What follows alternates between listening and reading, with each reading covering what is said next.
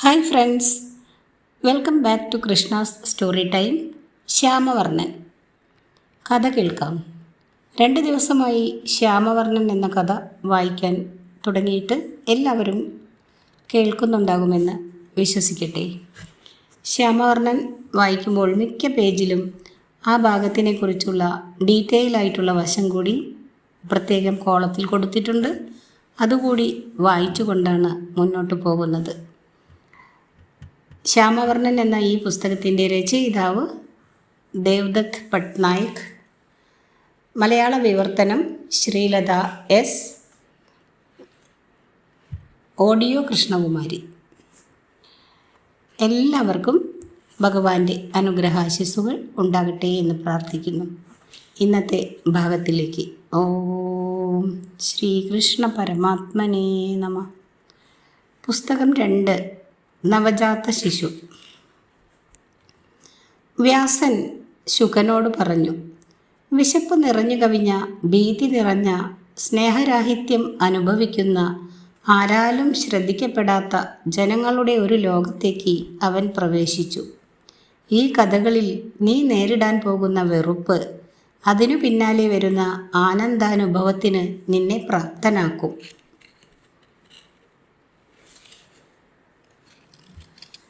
ദേവയാനിയും ശർമ്മിഷ്ഠയും.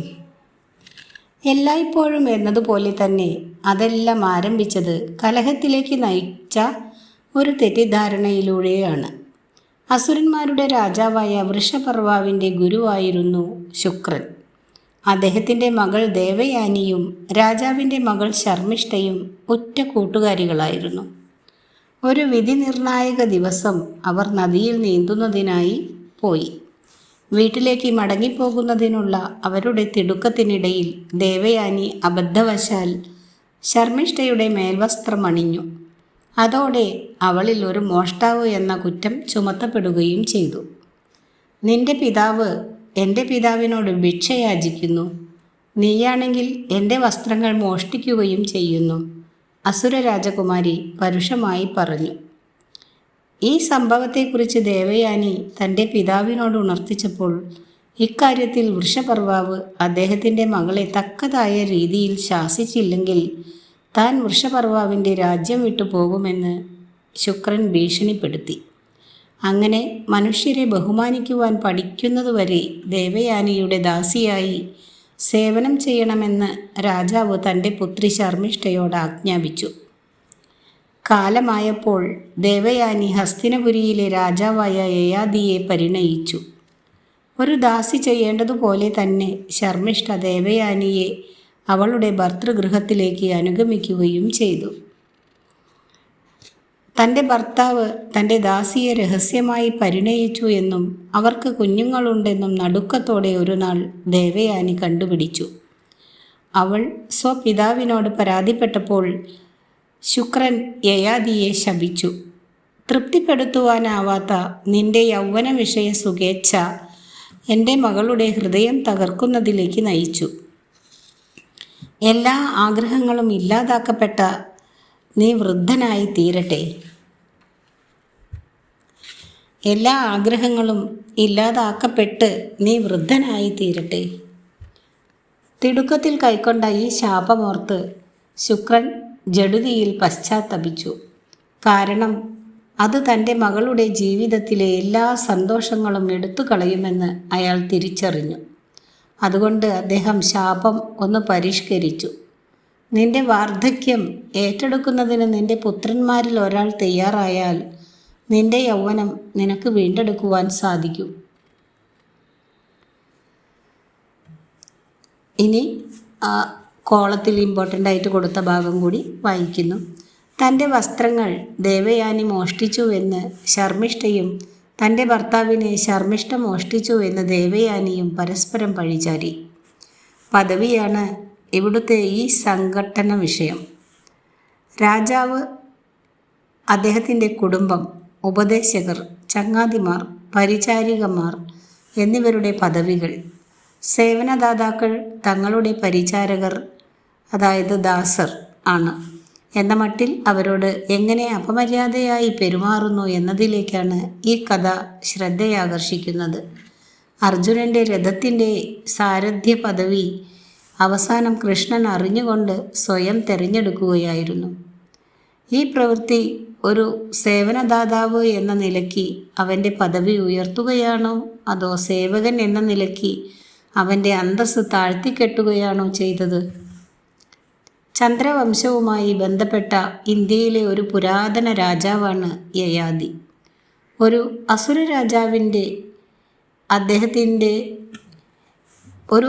രാജാവിൻ്റെയും അദ്ദേഹത്തിൻ്റെ പുരോഹിതൻ്റെയും പുത്രിമാരുമായിട്ടുള്ള അയാളുടെ വിവാഹങ്ങൾ വേദ ആചാരാനുഷ്ഠാനങ്ങൾ പിന്തുടർന്നിരുന്നവരും പിന്തുടരാതിരുന്നവരുമായ സമൂഹങ്ങൾ തമ്മിൽ നിലനിന്നിരുന്ന ഇടപഴകലുകൾ പ്രസ്താവിക്കുന്നു.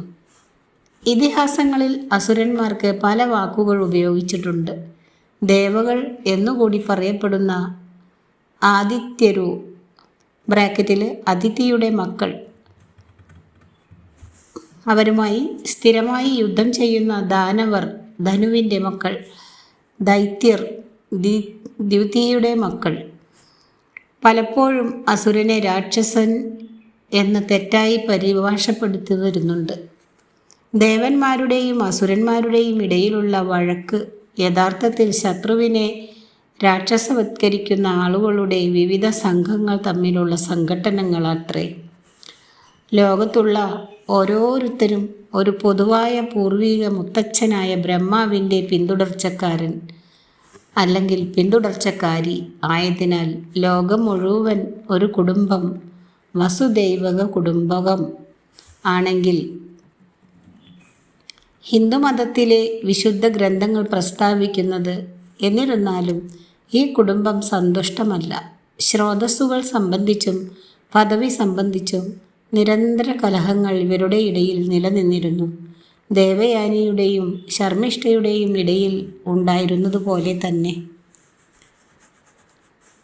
യയാതി യദുവിനെ ശപിക്കുന്നു. അടുത്ത ഭാഗം. യയാതി രാജാവ് പുത്രന്മാരോട് തൻ്റെ ശാപത്തെപ്പറ്റി പറഞ്ഞ് തൻ്റെ യൗവനം വീണ്ടെടുക്കുവാൻ സാധിക്കുന്നതിനായി അവരിൽ ഒരാൾ തൻ്റെ വാർദ്ധക്യം ഏറ്റുവാങ്ങണമെന്ന് യാചിച്ചു. നിയമാനുസൃതം വിവാഹം ചെയ്ത മുതിർന്ന ഭാര്യയായ ദേവയാനിക്ക് ജനിച്ച അയാളുടെ മൂത്ത മകൻ യദു ഇത് നിരാകരിച്ചു. അയാൾ യുക്തിപൂർവം വിശദീകരിച്ചു, യൗവനം പുത്രന് അവകാശപ്പെട്ടതാണ്, വാർദ്ധക്യം പിതാവിനും. കാലത്തിൻ്റെ ഗതിയെ ബഹുമാനിച്ചേ മതിയാവൂ. ഇച്ഛാഭംഗം ബാധിച്ച യയാതി യദുവിനോട് വീട്ടിൽ നിന്ന് ഇറങ്ങിപ്പോകുവാൻ ആവശ്യപ്പെട്ടു. ഒരിക്കലും അവനോ അവൻ്റെ പിൻഗാമികളായ യാദവരോ രാജാക്കന്മാരാവില്ല എന്ന് ശപിക്കുകയും ചെയ്തു. നിയമാനുസൃതം വിവാഹം ചെയ്തിട്ടില്ലാത്ത ഇളയവളായ ഭാര്യ ശർമ്മിഷ്ഠയ്ക്ക് ജനിച്ച ഏറ്റവും ഇളയവനായ പുരു തൻ്റെ പിതാവിൻ്റെ അഭ്യർത്ഥന സമ്മതിച്ചു. പിതാവിൻ്റെ സന്തോഷമാണ് പുത്രൻ്റെ സന്തോഷത്തേക്കാൾ കൂടുതൽ പ്രധാനം. അയാൾ വികാരാധീനനായി പറഞ്ഞു, എൻ്റെ പിതാവ് എൻ്റെ യൗവനം ആസ്വദിക്കുമ്പോൾ ഞാൻ എൻ്റെ പിതാവിൻ്റെ വാർദ്ധക്യം സഹിച്ചുകൊള്ളാം. പുരുവിൻ്റെ പ്രതികരണത്തിൽ സംപ്രീതനായ യയാതി ഏറ്റവും ഇളയവനാണെന്നാലും അവനും അവൻ്റെ പിൻഗാമികളായ ഭരതന്മാരും ഹസ്തിനാപുരി ഭരിക്കും എന്ന് പുരുവിനോട് പറഞ്ഞു.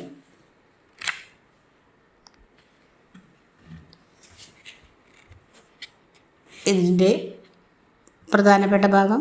രാമായണത്തിലെ രാമനെ പോലെയല്ലാതെ ഒരു യാദവനായ കൃഷ്ണൻ എന്തുകൊണ്ട് രാജാവായില്ല എന്ന് ഈ കഥ വിശദീകരിക്കുന്നു. രാമൻ്റെ കിരീടധാരണ, രാമപട്ടാഭിഷേകത്തെക്കുറിച്ചും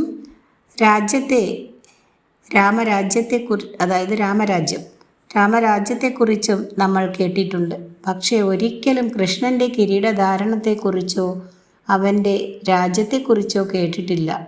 കാരണം യദുവിൻ്റെ പിന്മുറക്കാരനായ യാദവനാണ് അവൻ. അതിനാൽ കിരീടം ധരിക്കുവാൻ അനുവദിച്ചിട്ടില്ല. പരമാവധി തൻ്റെ നഗരത്തിലെ ജനങ്ങളുടെ പരിപാലകൻ അല്ലെങ്കിൽ സംരക്ഷകൻ, പക്ഷെ ഒരിക്കലും ചക്രവർത്തിയല്ല. ഒരു ചെറുപ്പക്കാരൻ തൻ്റെ പിതാവിനെ വധിച്ചിട്ട് അയാളുടെ വിധവയായ സ്വന്തം മാതാവിനെ വിവാഹം ചെയ്യുന്നതിനെക്കുറിച്ചുള്ള ഈഡിഷ് സങ്കീർണതാ ബോധത്തെ ഈഡിപ്പസ് കോംപ്ലക്സ് ബ്രാക്കറ്റിൽ കുറിച്ച് മാനസിക അപഗ്രഥന വിദഗ്ധർ പറയുന്നത് പുതിയ തലമുറ പഴയ തലമുറയെ കീഴടക്കുന്നതിനെക്കുറിച്ചുള്ള സൂചന നൽകലാണ് അതെന്നാണ്. ഗ്രീക്ക് അല്ലെങ്കിൽ പടിഞ്ഞാറൻ ആശയം യയാതിയുടെ കഥയിലൂടെ പ്രതിലോമമാക്കപ്പെടുന്നു. യയാതി സങ്കീർണതാ ബോധ യയാതി കോംപ്ലക്സത്തിൽ ഒരു വൃദ്ധൻ തൻ്റെ മക്കളുടെ യൗവനം കൊണ്ട് തൻ്റെ വിഷയസുഖം നീട്ടിയെടുത്തു കഴിയുന്നു. പഴയ തലമുറ എങ്ങനെയാണ് പുതിയ തലമുറയെ മുതലെടുക്കുന്നത് എന്നുള്ളതിൻ്റെ സൂചനയാണ് അത് നൽകുന്നത്. കായശക്തി കൂടിയവ അത് കുറഞ്ഞവയെ ഇരയാക്കുന്ന സംസ്കൃത സാഹിത്യ രചനകളിൽ മത്സ്യന്യായം അഥവാ മത്സ്യനീതിശാസ്ത്രം ബ്രാക്കറ്റിൽ കൊടുത്തതാണ് കാടിൻ്റെ നിയമം മനുഷ്യവംശം പിന്തുടരുന്നില്ല എന്ന് ഉറപ്പുവരുത്തുന്നതിനായി ദൈവങ്ങൾ നിയമിച്ച ആദ്യ രാജാവാണ് മനു. മനുവിൽ നിന്ന് 2 രാജവംശ പരമ്പരകൾ പിൻഗാമികളായി, സൂര്യവംശവും ചന്ദ്രവംശവും. ചന്ദ്രവംശം പോലെയല്ല സൂര്യവംശം, ധർമ്മിഷ്ഠരായിരുന്നു. ശരിയായ വിവേകം ആഗ്രഹങ്ങളാൽ ചവിട്ടി മെതിക്കപ്പെടുന്നതിന് ഒരിക്കലും അവർ അനുവദിച്ചില്ല. ധർമ്മിഷ്ഠനായ രാമൻ സൂര്യവംശ പരമ്പരയിൽപ്പെട്ടതാണ്. അദ്ദേഹത്തിൻ്റെ കഥ രാമായണത്തിൽ പറയുന്നുണ്ട്. ഭോഗാസക്തനായ യയാതി ചന്ദ്രവംശ രാജാക്കന്മാരുടെ ഭാഗമാണ്. അദ്ദേഹത്തിൻ്റെ പിൻഗാമികളായ ഭരതന്മാരുടെ കഥ പറയുന്നത് മഹാഭാരതമാണ്. യദുവും പുരുവും അനുവും ദ്രുഹ്യുവും തുർവസുവും യയാതിയുടെ പുത്രന്മാരാണ്. ഋഗ്വേദത്തിൽ വിവരിക്കപ്പെടുന്ന 10 രാജാക്കന്മാരുടെ യുദ്ധത്തിൽ ഇവർ പരാമർശിക്കപ്പെടുന്നുണ്ട്. പേരിലുള്ള സാമ്യമല്ലാതെ 10 രാജാക്കന്മാരുടെ വേദയുദ്ധവും മഹാഭാരതത്തിൽ വിവരിക്കുന്ന യുദ്ധവുമായി യാതൊരു സാമ്യവുമില്ല. 3500 വർഷങ്ങൾക്ക് മുൻപാണ് ഋഗ്വേദം അതിൻ്റെ അവസാന രൂപം പ്രാപിച്ചതെങ്കിൽ മഹാഭാരതം അതിൻ്റെ അവസാന രൂപം കൈക്കൊണ്ടത് 2000 വർഷങ്ങൾക്ക് മുൻപ് മാത്രമാണ്. ഈ 2 കഥകളുടെയും ഇടയ്ക്ക് 1000-ൽ പരം വർഷങ്ങളുടെ ഇടവേളയുണ്ട്. വടക്കേ ഇന്ത്യയുടെ മിക്കവാറും ഭാഗങ്ങൾ ഭരിച്ചിരുന്ന പുരുവിൻ്റെ പിൻഗാമികളായ ഭരതന്മാരിൽ നിന്ന് ഭാരതം എന്ന പേര് ഉണ്ടാകുന്നത്. ഋഗ്വേദത്തിൻ്റെ സമാഹരണം സാധ്യമാക്കിയ രാജകീയ രക്ഷകരായി അവർ തിരിച്ചറിയപ്പെടുന്നു. ഋഷഭൻ്റെ പുത്രനായ ഭരതൻ ചന്ദ്രവംശത്തിൻ്റെ ഭാഗമാണ്. ഇന്ത്യയുടെ ആദ്യത്തെ മഹാരാജാവ് അല്ലെങ്കിൽ ചക്രവർത്തിയാണ് അദ്ദേഹം എന്ന് പറയപ്പെടുന്നു. പിന്നീട് അദ്ദേഹം സന്യാസിയായി തീരുന്നു. ഹിന്ദുമത ജൈനമത പുരാവൃത്താഖ്യാനങ്ങളിൽ അദ്ദേഹത്തിൻ്റെ പേര് കാണപ്പെടുന്നുണ്ട്.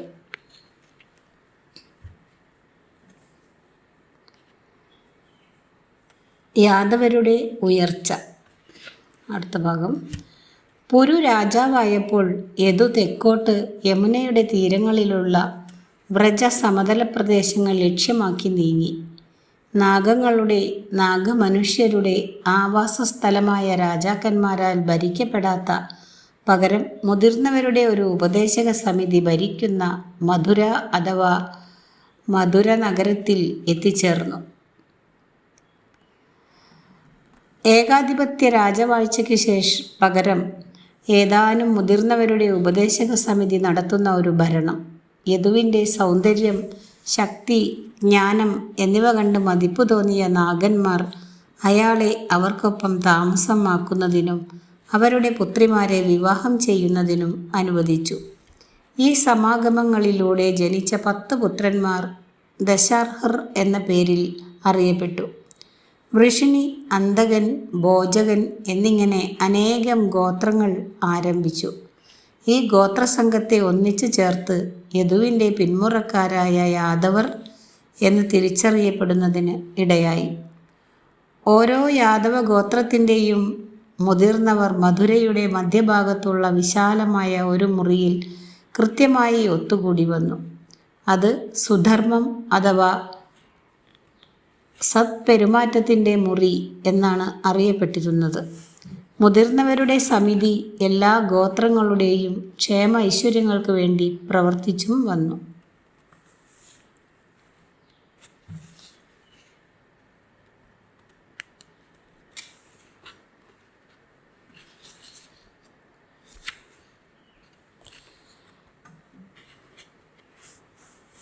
മധുര അഥവാ മധുര എന്ന വാക്കിൻ്റെ അർത്ഥം മിക്കവാറും തേനിനേക്കാൾ മധുരമുള്ള നഗരം എന്നായിരിക്കും. പുരാണങ്ങളിൽ യദുവിൻ്റെ 10 പുത്രന്മാരുടെ സംഘമായ ദശാർഹരുടെ പേരിനാൽ യാദവ ഉപദേശക സമിതി അറിയപ്പെട്ടിരുന്നത് ദശാർഹി എന്നായിരുന്നു. ബുദ്ധമത പ്രമാണങ്ങളിൽ കൃഷ്ണൻ 10 സഹോദരന്മാരിൽ ഒരുവനാണ്. ജൈനമതക്കാരുടെ പ്രമാണങ്ങളിലാകട്ടെ കൃഷ്ണൻ്റെ പിതാവായ വസുദേവനാണ് 10 സഹോദരങ്ങളിൽ ഒരാൾ. 8-ാം നൂറ്റാണ്ടിൽ സൗരാഷ്ട്രത്തിൽ ജീവിച്ചിരുന്ന ഒരു സന്യാസിയായ ജിനസേന പുന്നതൻ രചിച്ച ജൈനമത ഹരിവംശം പ്രകാരം കൃഷ്ണന് ഹരി എന്ന് വിളിക്കപ്പെടുന്ന ഒരു പൂർവീകനുണ്ട്. അതിൽ അവൻ്റെ വംശം ഹരിവംശം എന്നറിയപ്പെട്ടു. യദുവിൻ്റെ പുത്രന്മാരുടെ ഇടയിലാണ് അന്തക വൃഷ്ണിയും ഭോജക വൃഷ്ണിയും ഉള്ളത്. അന്തക വൃഷ്ണിയുടെ 10 പുത്രന്മാരിൽ ഏറ്റവും ഇളയവനാണ് വസുദേവൻ. അയാൾക്ക് കുന്തി, മാദ്രി എന്ന 2 സഹോദരിമാർ ഉണ്ട്. ഇവർ പാണ്ഡുവിനെ വിവാഹം ചെയ്തു.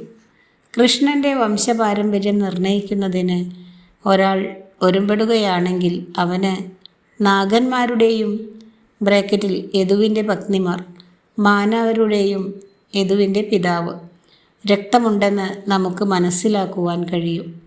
മൗര്യ സാമ്രാജ്യത്തിൻ്റെ ഉദയത്തിനു മുൻപ് ഗംഗാ സമതലങ്ങളിൽ 16 ജനാധിപത്യ പരമാധികാര രാഷ്ട്രങ്ങളുണ്ടായിരുന്നു. അതിലൊന്ന് ഇപ്പോഴത്തെ മധുരയുടെ സമീപമുള്ള ശൂരസേനയാണ്. ഗൗതമ ബുദ്ധൻ്റെ പ്രധാന ശിഷ്യന്മാരിൽ ഒരാളായിരുന്ന മധുര പ്രദേശത്ത് ബുദ്ധമതം പ്രചരിപ്പിച്ച മഹാകച്ചച്ഛനായുടെ കാലത്ത് ശൂരസേനക്കാരുടെ രാജാവ് അവന്തിപുട്ടൻ ആയിരുന്നു.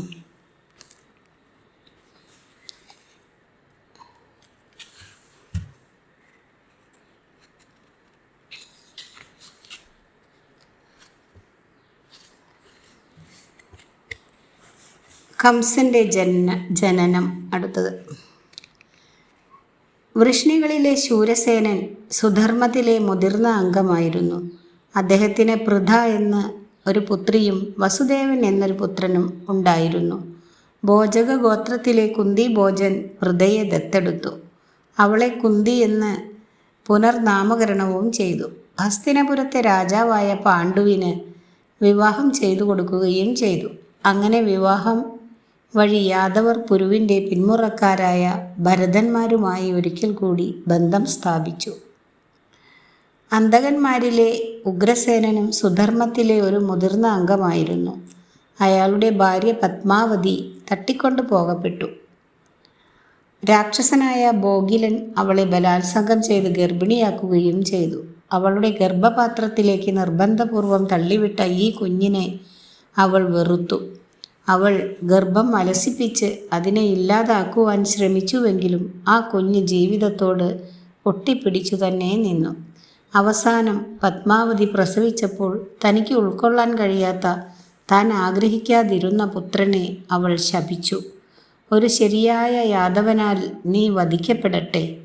കുഞ്ഞിന് കംസൻ എന്ന് പേരുമിട്ടു. തൻ്റെ ജനനം കഴിഞ്ഞ ഉടനെ തന്നെ സ്വയം ഹത്യ ചെയ്ത മാതാവിനാൽ ശപിക്കപ്പെട്ട കംസൻ യാദവന്മാരെ ഭയന്നും വെറുത്തുമാണ് വളർന്നു വന്നത്.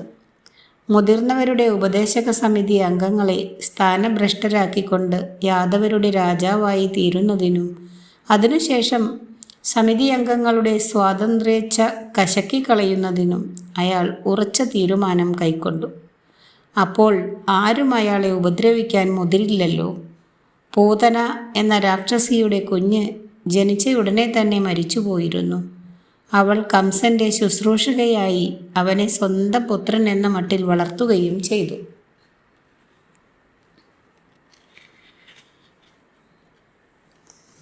ഇനി കംസനെ കുറിച്ചുള്ള ഒരു ഡീറ്റെയിൽ ഭാഗമാണ്.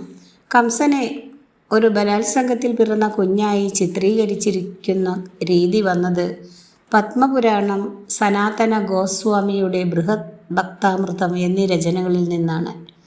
ചില വിവരണങ്ങളിൽ യക്ഷൻ ഉഗ്രസേനൻ്റെ രൂപം പ്രാപിച്ച് പത്മാവതിയെ ദാമ്പത്യബന്ധത്തിലേക്ക് കബളിപ്പിച്ച് എത്തിക്കുകയായിരുന്നു. ഗ്രീക്ക് പുരാണേതിഹാസങ്ങളിൽ സിയൂസ് ആംഫിട്രിയോണിൻ്റെ രൂപം കൈക്കൊണ്ട് ആൽക്കമേനയെ പ്രലോഭിപ്പിക്കുകയും അങ്ങനെ ഹെർക്കുലീസിന് ജന്മം നൽകുകയും ചെയ്ത പ്രചുരപ്രചാരമായ വർണ്ണന ഈ കഥ പ്രതിഫലിപ്പിക്കുന്നു. കൃഷ്ണകഥകളിലുള്ള ഇന്ത്യ ഗ്രീക്ക് സ്വാധീനം സാമാന്യം പ്രചാരം നേടിയതാണ്. കംസന്റെ മാതാവിനെ ബലാത്സംഗം ചെയ്ത രാക്ഷസനെ ഗന്ധർവൻ അല്ലെങ്കിൽ യക്ഷൻ, അതുമല്ലെങ്കിൽ ദ്രമിളൻ അഥവാ ഗോപിലൻ എന്ന് പലതരത്തിൽ അറിയപ്പെടുന്ന ഒരു അസുരനായി ചിലപ്പോഴെല്ലാം പേര് നൽകപ്പെടുന്നുണ്ട്. ദ്രമിളൻ ചിലപ്പോഴെല്ലാം ഇന്ത്യയുടെ തെക്കേ ഭാഗത്തേക്കാണ് പരാമർശിക്കപ്പെടാറുള്ളത്. സാമവേദവും വിവിധ തരങ്ങളായ ആചാരാനുഷ്ഠാന സഹായ ഗ്രന്ഥങ്ങളുമായി ബന്ധപ്പെട്ടിട്ടുള്ള ഒരു ഋഷിയുടെ പേരാണ് ഗോപിലൻ എന്നത്. കംസന്റെ ജനനത്തിന് ജീവശാസ്ത്രപരമായി കാരണഭൂതനായ പിതാവിൻ്റെ വിവരങ്ങൾ അവ്യക്തമായി തന്നെ അവശേഷിക്കുന്നു. അസുരനായി കാലനേമി തൻ്റെ പുനർജന്മത്തിൽ കംസനായി ജനിക്കട്ടെ എന്നും കാലനേമിയുടെ സന്തതികൾ കംസന്റെ അനന്തരവരായ ദേവകിയുടെ സന്താനങ്ങളായി പുനർജനിക്കട്ടെ എന്നും ശപിക്കപ്പെട്ടിരുന്നുവെന്ന് ഹരിവംശം നമ്മെ അറിയിക്കുന്നുണ്ട്. നിയമപരമായി പറഞ്ഞാൽ കംസന് യാദവരക്തം ഇല്ല. അയാൾ ഒരു പുറമേക്കാരനാണ്. ഉഗ്രസേനൻ്റെ സ്നേഹമുണ്ടായിരുന്നുവെങ്കിലും അയാൾക്ക് എപ്പോഴും താൻ നിരാകരിക്കപ്പെട്ടവനാണെന്ന് തോന്നിയിരുന്നു. തന്നെ വധിക്കുന്നതിന് വിധിക്കപ്പെട്ടിട്ടുള്ളത് യാദവരിൽ ഒരാളാണെന്നുള്ളതുകൊണ്ട് അയാൾ യാദവരെ ഭയന്നു. അങ്ങനെ കംസന്റെ ബാഹ്യരൂപത്തിൽ ആഴത്തിലുള്ള ഒരു മാനസികാഘാതം പ്രകടമായിരുന്നു.